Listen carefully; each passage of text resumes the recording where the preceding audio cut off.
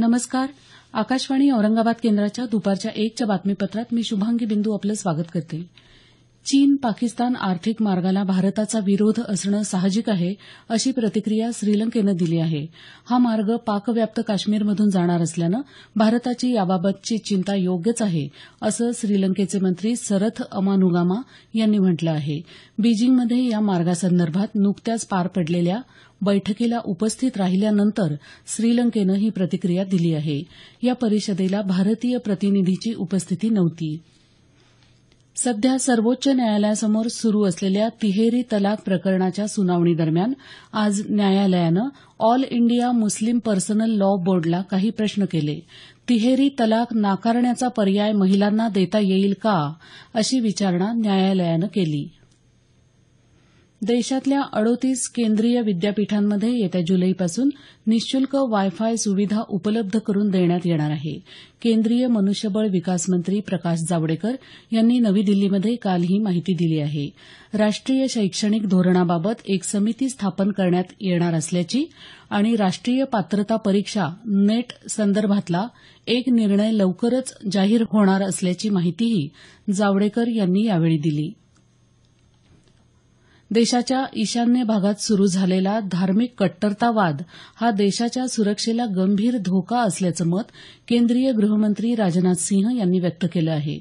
पूर्वोत्तर राज्यांच्या सचिव आणि पोलीस महासंचालकांसोबत काल गृहमंत्र्यांनी नवी दिल्लीमध्ये एक आढावा बैठक घेतली, त्यावेळी ते बोलत होते. या कट्टरतावादाला वेळेवर रोखलं नाही तर त्याचं रूपांतर दहशतवादात होईल, अशी शंका व्यक्त करत अशा तऱ्हेच्या घटनांना जबाबदार असलेल्या लोकांवर कडक कारवाई करण्याचे संकेतही त्यांनी दिले. निवृत्त भारतीय नौदल अधिकारी कुलभूषण जाधव यांना पाकिस्ताननं फाशी सुनावल्याच्या प्रकरणी हेग इथे आंतरराष्ट्रीय न्यायालयात सुरू असलेली सुनावणी पूर्ण झाली असून न्यायालयानं निर्णय राखून ठेवला आहे. दोन्ही देशांच्या वकिलांशी चर्चा करून निकालाचा दिवस ठरवण्यात येणार आहे. जम्मू काश्मीरमधल्या शोपिया जिल्ह्यामधल्या हेफ या गावामध्ये अतिरेकी लपून बसल्याची माहिती मिळाल्यावरून सुरक्षा दलानं आज पहाटेपासून तिथे वेढा घालून शोध मोहीम सुरू केली आहे. मात्र तिथल्या स्थानिक लोकांकडून दगडफेक होत असल्यानं सुरक्षा दलाच्या प्रयत्नांना अडथळा होत असल्याची तसंच दगडफेक करणाऱ्या लोकांना पांगवण्यासाठी सुरक्षा दलाची अतिरिक्त तुकडी तैनात करावी लागल्याची माहिती सैन्याच्या अधिकाऱ्यांनी दिली आहे. परकीय चलन नियमन कायद्याखालील नोंदणीचं नूतनीकरण करू इच्छिणाऱ्या पण अॅन्युअल रिटर्न्स आणि कागदपत्रांची पूर्तता न केलेल्या संस्थांना ही पूर्तता करण्यासाठी सरकारनं शेवटची संधी देऊ केली आहे. अशा संस्था आता येत्या 14 जूनपर्यंत आपले अॅन्युअल रिटर्न्स भरू शकतील. यासाठी जास्तीचं शुल्क भरावं लागणार नाही. राज्यातल्या सर्व स्तरातल्या लोकांना परवडणाऱ्या दरात घरं उपलब्ध करून देण्यासंदर्भात राज्य सरकार सर्वतोपरी प्रयत्न करत असून राज्यभरात हे काम पूर्ण गतीनं सुरू असल्याची माहिती मुख्यमंत्री कार्यालयानं दिली आहे. या योजनांमधल्या भाडेतत्वावरच्या घरांच्या सगळ्या योजनांमधली 50% घरं गिरणी कामगारांसाठी राखीव ठेवण्यात येणार आहेत. यामुळे गिरणी कामगारांसाठी अजून 7,700 घरं उपलब्ध होणार आहेत. सरकारनं 10,768 घरं यापूर्वी उपलब्ध करून दिली आहेत.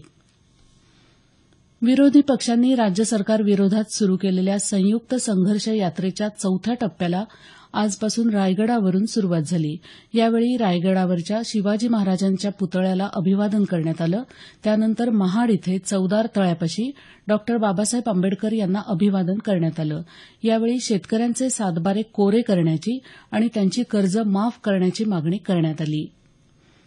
राज्यामध्ये मध्य रेल्वेच्या दुहेरीकरणाबरोबरच विद्युतीकरणाचं काम गतीनं सुरू असल्यामुळे रेल्वे प्रशासनाला लाभ होत असून मध्य रेल्वेच्या सोलापूर विभागाच्या डिझेल वापरात 17% बचत झाल्याची माहिती विभागीय व्यवस्थापक अजयकुमार दुबे यांनी दिली आहे.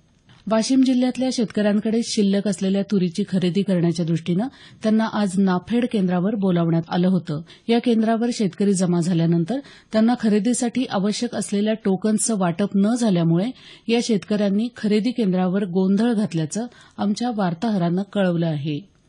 याबरोबरच हे बातमीपत्र संपलं. आमचं यानंतरचं बातमीपत्र संध्याकाळी 5:25 वाजून